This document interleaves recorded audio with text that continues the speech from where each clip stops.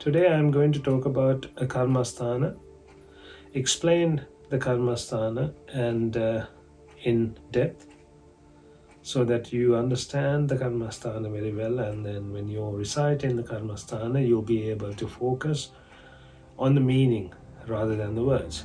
Also, when I'm doing the explanation, make sure you focus on the meaning rather than the individual words, because I might not be able to pick the exact meaning, the word with the exact meaning, because sometimes in English that word means a little bit different than in Sinhala or any other language.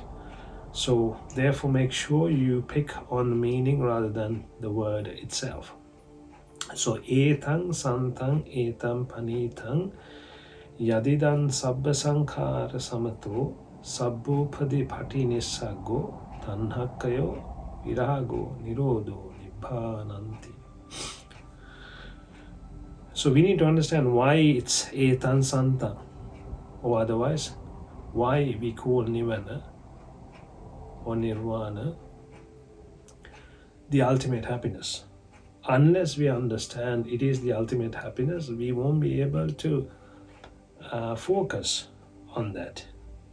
For us to understand, for anyone to understand why Nibbhana is the ultimate happiness, Nibbhana, you need to understand the fire. If you understand the fire, the pain, you will understand why no pain is Nibbhana, or without any pain. When I say pain, it's not a physical pain I'm talking about, it's the mental pain, the mental suffering. You can only get rid of the mental suffering, you can't get rid of the physical suffering until you die. Once you die, once you become Arihat, and when you pass away, that's when you get rid of the physical suffering. Until then, you have the physical suffering, but you can get rid of the mental suffering. So we are focusing on the mental suffering. So what is Nibbhana? What is Nibbhana? Ragakkayo Nibbhanam, Dveshakkayo Nibbhanam, Mohakkayo Nibbhanam. Raga, Dvesha, Moha. So getting rid of Raga, getting rid of Dvesha, getting rid of Moha. When I say getting rid, you can't get rid of something that was there already. You can't get rid of the past. You can only get rid of the present. So this is something very, very important. When you sit down to meditate, you're not going through the past, what you have done. You're not going through the future.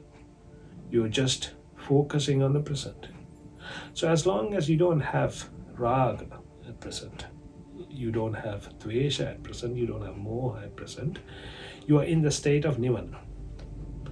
But I'm not talking about 1 second, I'm not talking about 2 seconds. You have to be in that state for a few minutes, for a few seconds, and then you get into that state, or you start feeling the happiness, the ultimate happiness, which comes from inside. So let's see how you get to raga or attachment. So you have the five senses. You have the eye, the ears, the nose, the mouth, the body. From these, you take from the outside world, you take things. From the eye, you take pictures or vision. From the ear, you take the sounds. From the nose, you take smell.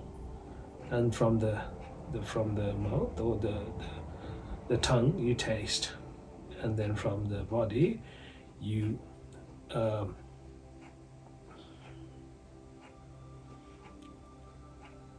get the touch from the body, you get the feel, and then using the mind, you think about all this, and then you get the pleasure out of the mind by thinking, by processing this in the mind. So this you need to understand. So when we have avidya, when we are filled with avidya, or when we have not comprehended Dhamma, that's in other words, You have not listened to Dhamma, you have not become Sotapanna, you have not understood the Dhamma properly, and you haven't got to the first stage of the 4 stages: Sotapanna, Sakadagami, Anagami, Arihat. So the first state is the Sotapanna state. So when you get to Sotapanna, or when you become Sammadhitti, when you understand Dhamma and comprehend Dhamma for the first time, that's when you become Sotapanna. Then you understand the feeling of Nibbhana. That's when you first get the taste of Nibbhana. Until then, you won't have any feeling, you won't know what Nibbhana is, because you will be looking for happiness through the 5 senses.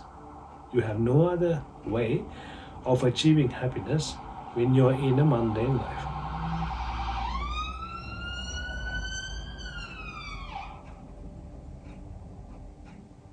So when you're in the mundane life, you don't know, you don't understand any other way of achieving happiness.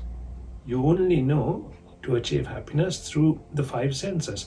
So you look at things outside, you smell things from outside, you taste things from outside, and you think about things from the outside world, and you become happy. You think you become happy. It's actually a delusion, but we'll come to that later. So what happens is you take these things into your mind and you process these things in your mind, and you become happy, or you think you become happy. So that's how a mundane person becomes happy. When you comprehend Dhamma, when you understand Dhamma, what happens is you understand the reality. You dig into the world. They say avidya and vidya. Vidya is you dig it in and you see the inside. Until then, you only see the shell, you only see the outside. Now you can see the inside, you can see the reality. And then when you see the reality, you see from the start to the end. What happens when you associate with some things?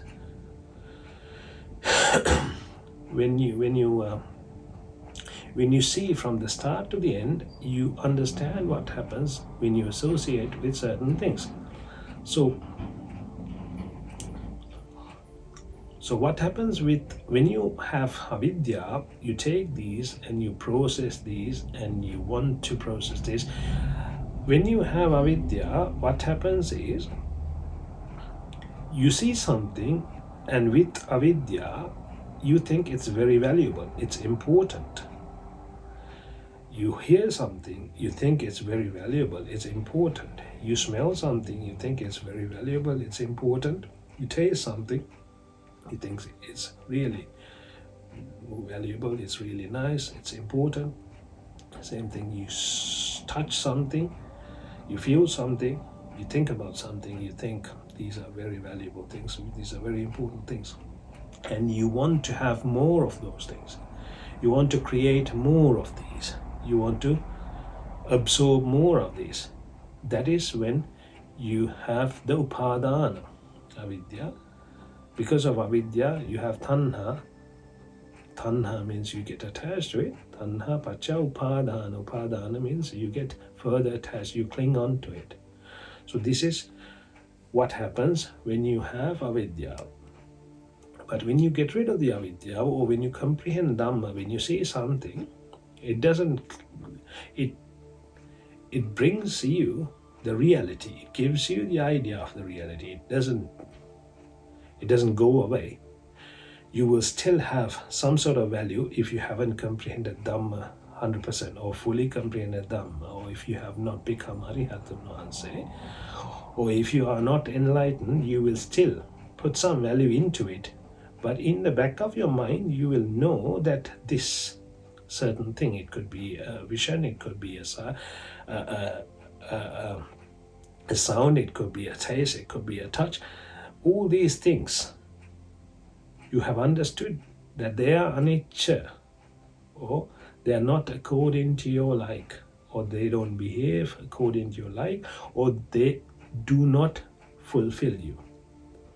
So no matter how much you put into your sight or into your eye or into your brain. You can't put anything to your eye, but that's how a mundane person would feel like. They are trying to fill their eyes, and then they're trying to fill their ears, trying to fill their taste, they're trying to fill their touch, or they're trying to fill their mind, but they will understand that it is something that cannot be fulfilled ever. You just keep filling, and you have been trying to fill this throughout the samsara, the journey of life, but you have failed to do so. So this you understand. So therefore, the value you give it to these things are so much reduced than a mundane person. So you understand that. And then when you get attached, you understand the consequences as well. When you have comprehended Dhamma, I'm not saying a person who has not comprehended Dhamma will not see the consequences, but they will not process the consequences, and they are unlikely to behave in a manner that it will not give them worry or a suffering later. But a person who has comprehended Dhamma, they will see the consequences before they will see the pleasure sometimes, and they will be aware of the consequences, and then they will be aware, because they are aware of the consequences, they will approach cautiously. So when you get attached to something, what happens is it creates three types of sufferings, and those are called Sankhara Dukkha, Dukkha Dukkha, and Viparinama Dukkha. The Sankhara Dukkha is you want something. The first thing is when you have avidyava, or when you have not comprehended Dhamma, you see something and then you put a value into it. So you put a value into it, and then you try to achieve it, you try to obtain it, you try to get it for yourself. So for someone to get something, they have to put some effort. This effort is the sankhara. You have to do something in order to get it. It could be from the mind, it could be from your words, it could be from your physical body. So sankhara can be kaya sankhara, vachi sankhara, or mano sankhara. So you put the effort. So that is the sankhara dukkha. That's a suffering. When you put the sankhara, when you put the effort does not give you pleasure. When you put in the effort, you focus on the pleasure that you get. So therefore, you don't feel like it's a suffering, but it is a suffering. Say, for example, you look at a house, you see a really beautiful house. You think, oh wow, I want that house. Now, you think about this every day, and you think how to get this house. You save money, you work hard, you save your holidays, you eat less, you spend less, you do whatever it takes to get this house, but you are suffering. You don't feel like suffering because you are thinking about owning the house. At the end of this process, you have saved enough. Now you go to buy the house. So now comes the second dukkha, which is dukkha dukkha. Dukkha dukkha is once you obtain the house, once you get the ownership of the house, what changes? Nothing actually changes except for your mind.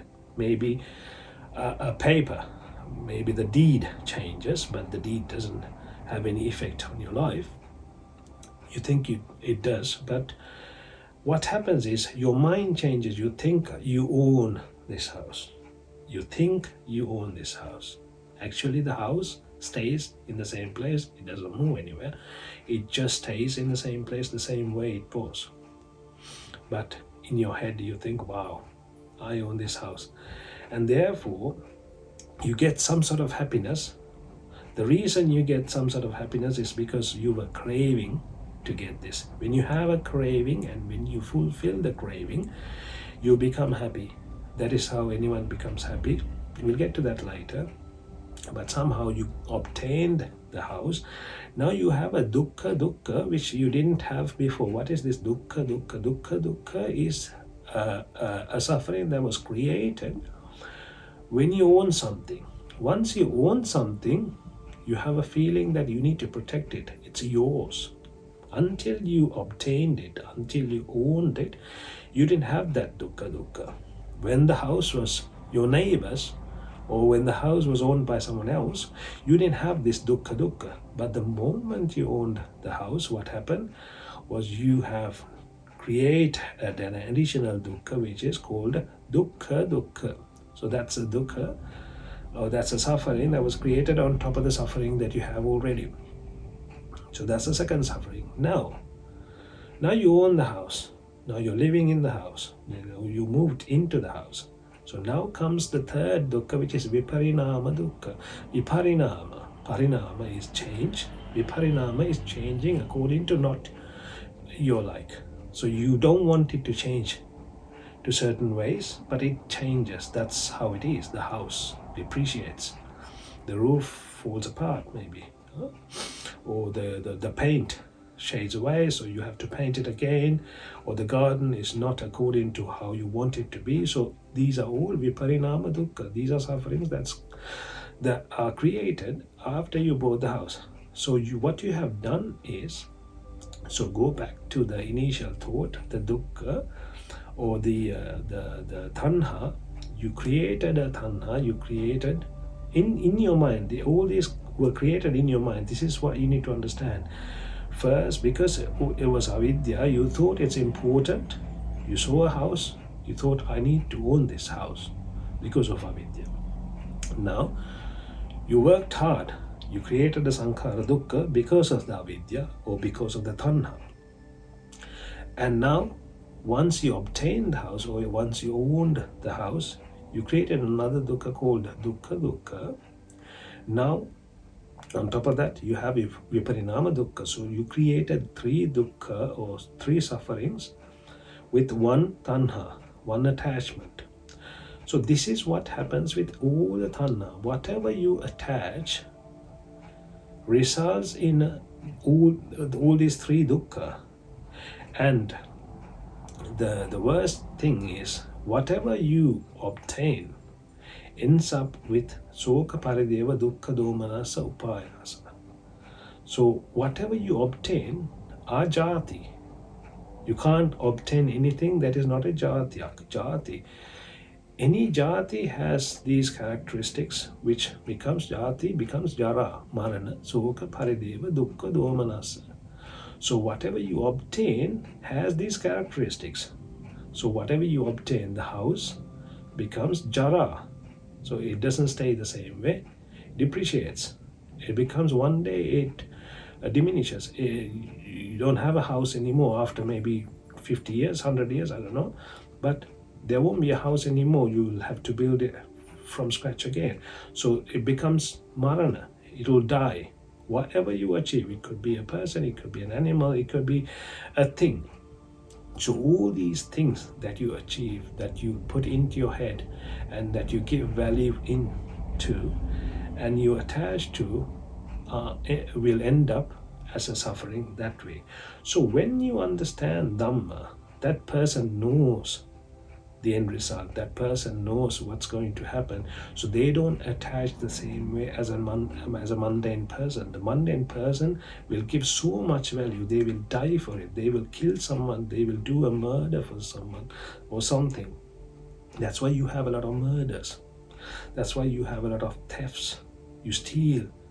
You try to obtain as much as possible. You think there is a very, very big value. You think if you get this, that's it. But what have you got? You have got the sufferings. You have tried so hard. You have killed people. You have maybe murdered people. You have maybe stolen. You have done a lot of sins in order to get the sufferings. What you have got are the sufferings. So that is why when you understand Dhamma, they're not too bothered about letting go. Because what you're letting go is not actually things or people or animals or whatever you like to call them. What you're letting go is the sufferings. So that is what you need to understand, and that is what a Sultapan person or a person who has comprehended Dhamma or a person who has come to Samadhi will understand. So they are not too bothered about losing something. They're not too bothered about getting something or owning something. It's not about owning. If you own something, they say, I have this, I have this, I have this and this. What does that mean? For every single thing that they have on top of that 3 dukkhas or 3 sufferings to do with those things.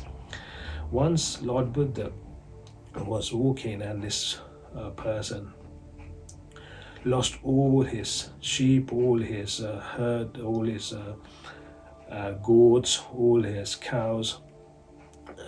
I think he had 500 of each.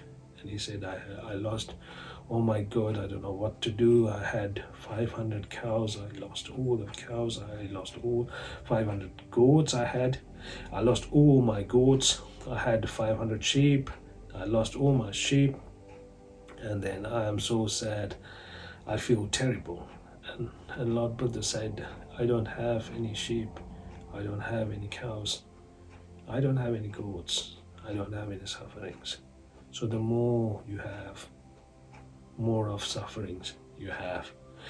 So this is what you need to understand. So the more you save, the more you cling onto, you need to understand this is, when I say when you save, you have to live a life. I'm not saying you don't live a life. I'm not saying don't earn. I'm not saying don't do a job. I'm not saying don't give anything to anyone. I'm not saying don't buy a house. These are important things. When you are living, when you have a life to live, you need these things. These are day-to-day things. You have to take them as normal things, day-to-day life. You don't take these as this is the only thing. You don't cling onto them. So mental attachment is the problem. Having does not matter. Tathagatayan Vahanse, or Lord Buddha, stayed at Jethavanarame. Jethavanarame is a mansion, but he didn't cling on to anything. It doesn't matter where you live. If you cling on to something, that's what matters. So this is very, very important. So why is it important to understand this? Because now you understand you're attaching only to the sufferings. You are not attaching, you think you've attached to the house, but you have only accumulated the sufferings by attaching to the house. So this is the ultimate truth. I hope this makes sense. These examples made sense to you. So if I go further, now Ethan, Santhan, Etam, Paneethan. So why is it Santa? Why is it Paneetha? They say it is this. Nibbhana is the best thing that someone can achieve, because Nibbhana means you don't have Gini. You don't have fire. What is fire? Raga is fire. Because now, as you can see, you attached with raga. When you attach with raga, it gave you a suffering. It gave you Gini. When you have something, that means you have these 3 Gini. Sankhara dukkha, viparinama dukkha, dukkha. All these are dukkha. Dukkha is a suffering. So you have attached to the sufferings. So what you need to do is you have to see them as fire. When you see something as a fire, when you know fire is a suffering, fire is burning. When you have something, you're burning inside. Say for example, you have 100,000 pounds in your house. Now you hear someone knocking on the door in the night. You're sleeping, you wake up, you're scared. You're suffering. You have fire inside because you're scared. If you put a value to the 500,000 or 100,000, whatever it is you have in the house, if you don't put a value into it, if you see them as a normal thing, then you don't put that much of a value. If you lose it, you've only lost the sufferings. You haven't lost really anything. So this is what you need to understand. So etan santan etan paneetan yadidan sabba sankhara samato. What is it? Yadidan sabba sankhara samato. what happens is, when you have the avidyava, you process things. When you see a house, you're like, oh wow, that's a nice house, or that's a nice car, that's a nice woman, that's a nice man, whatever it is, and that's a nice whatever you like. If there is something that you like, as a nice computer maybe. So you put a value and then you process it. How can I achieve this? What do I need to do? What should I do to get this? And then you process sabba sankhara.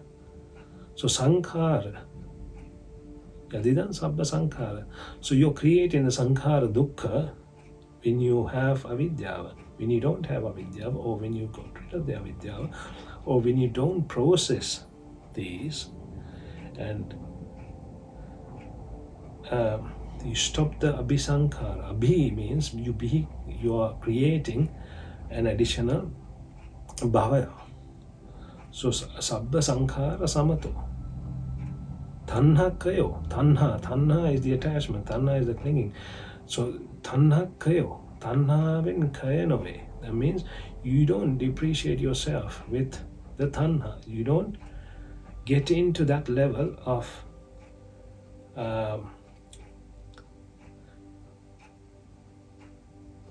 kaya. Kaya is you're getting closer to the bottom side. Bottom side is the hell side, or that takes you to not Nibbhana, the opposite of Nibbhana. So tanhaven kaya nove. Virago.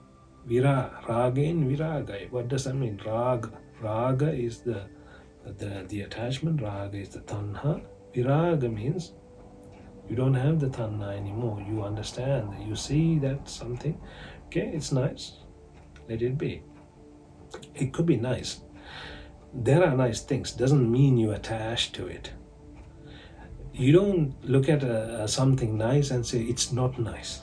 That's not how you do it. You see a nice car, it's a nice car. It doesn't change the fact it's nice. Or it's a nice house, it's a nice house. You can't think, oh, it's a very ugly house.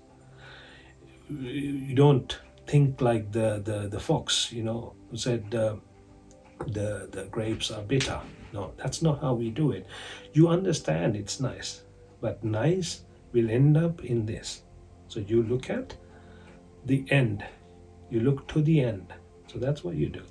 So that's very important. And tanhaven kayanove, ragain viragai, asadayo nirodai, asada are the pleasures. So you don't try to create a pleasure from outside. You stop trying to create a pleasure from outside the world. Tanhaven kayanove, ragain viragai, asadayo nirodai. Bhane nikmimi bhana, you don't combine, or you don't attach with anything anymore, because you understand the more you attach, the more you suffer. Now, what have you let go? You have let go the suffering. The same with, this is raga, dvesha. When you hate something, or when you hate someone, that is even worse, because you're creating a hell for yourself.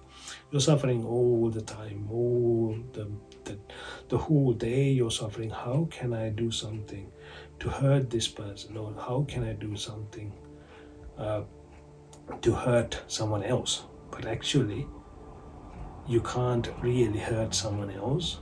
You are hurting yourself.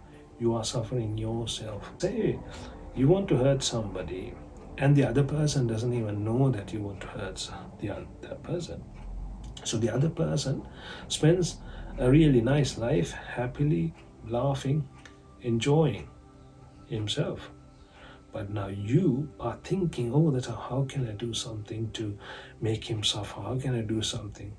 Does that make you happy? No.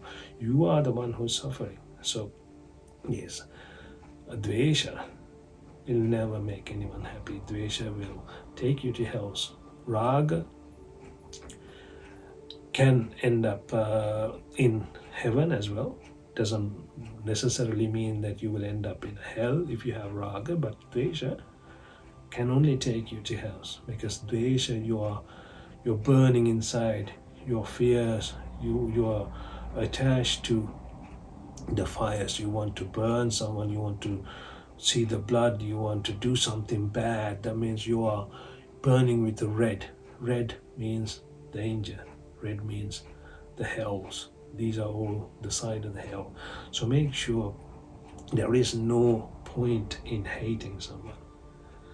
You let it go. If you have something, if you can let it go, let it go. If you can't, try to calm down, because you can only suffer and you can only get the suffering yourself.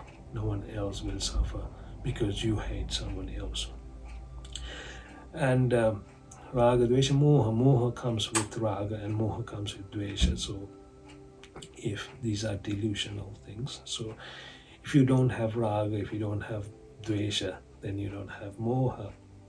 So at the time of the meditation, what you need to do is make sure you don't attach to anything, you don't hate someone, you don't hate anything. You just keep calm. Say for example, you close your eyes and now you're trying to meditate and you hear a noise. You don't hate the noise, you don't love the noise. Say it's a bird singing, but you don't attach to the bird singing. You don't think, oh wow, it's a nice a rhythm, nice song or nice noise. You just let it go. You don't have to think about it. You just let it go. You can, oh wow, I can hear a noise. That's it. You don't even need to think that I can hear a noise. You are aware of a noise, and that's it. And then same way, you smell something. It could be a nice smell, it could be a bad smell. Let it go. And then someone screams. It's no point getting angry. It's no point, wow, this guy is, or this person is disturbing me. How dare he or she does it to me? I'm trying to meditate. That's not what you should be doing. All these are results of vipaka. So for something that you have done in the past. So let it come, let it happen like that. But just let it go at the same time. If you think about it and create abhisankhara, that's when kamma vipaka vattanti vipako kamma sambhavo. So these, just because something happened doesn't mean you have to go behind it. Creating abhisankhara. Vipako kamma sambhavo is creating abhisankhara. You don't need to create abhisankhara because of vipaka. Someone hit you doesn't mean that you have to hit back or you have to take the revenge back. Someone hit you because of a vipaka, because of something that you have done in the past lives or in the past. That's a result. If you do again, that will come back again one day. So there's no point doing something again. But say for example, someone does something bad to you, you don't have to be the guy to give the karma back to that person. If that is something bad, that person will get it anyway. You don't have to help the karma. You just mind your own business. So now let's meditate. It's time to meditate. Close your eyes. Focus on Nibbhana. How tranquil it is. How nice it is. How nice it is to let go and enjoy the tranquility, to enjoy the happiness, to enjoy the letting go. Nibbhanama shantai, nibbhanama paneethai. Siyalu abhisankhara samathai. Siyalu upadipati nisagai. Tanhaven khenove. Ragain viragai.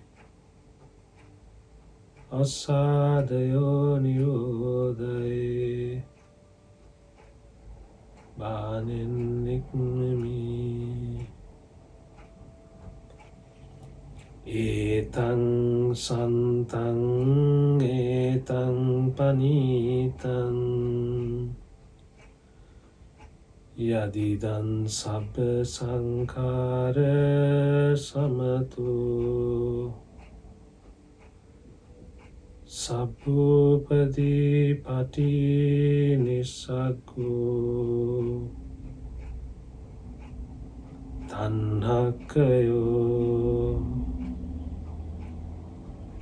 virago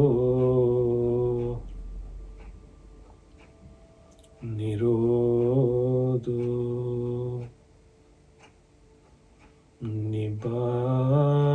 nibbānanti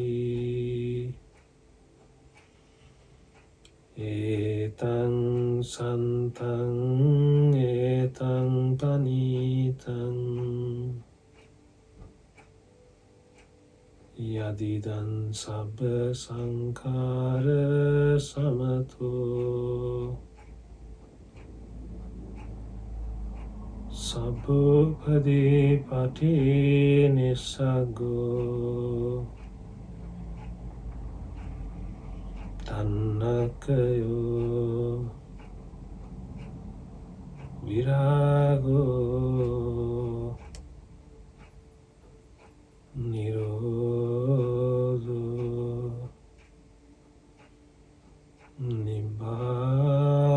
nibbānanti etam santang etam paneethan yadidan sabba sankhara samato sabbupadi pati nisaggo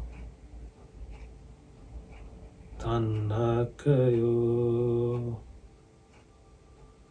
virago nirodho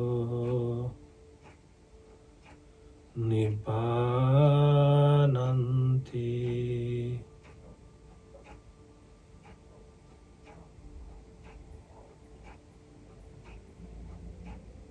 etam santang etam paneethan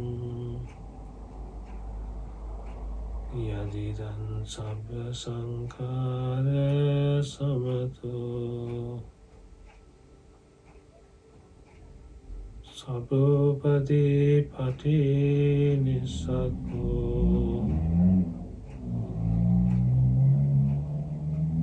tanhakkayo virago nirodho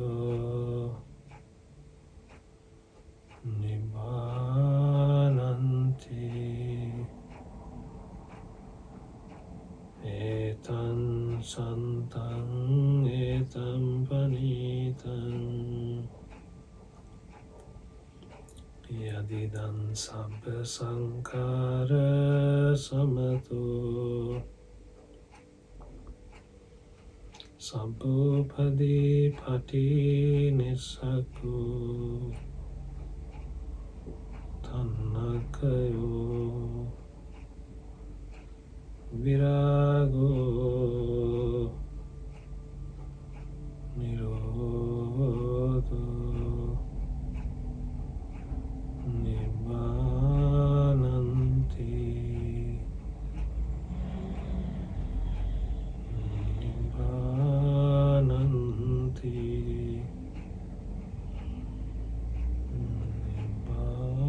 nibbānanti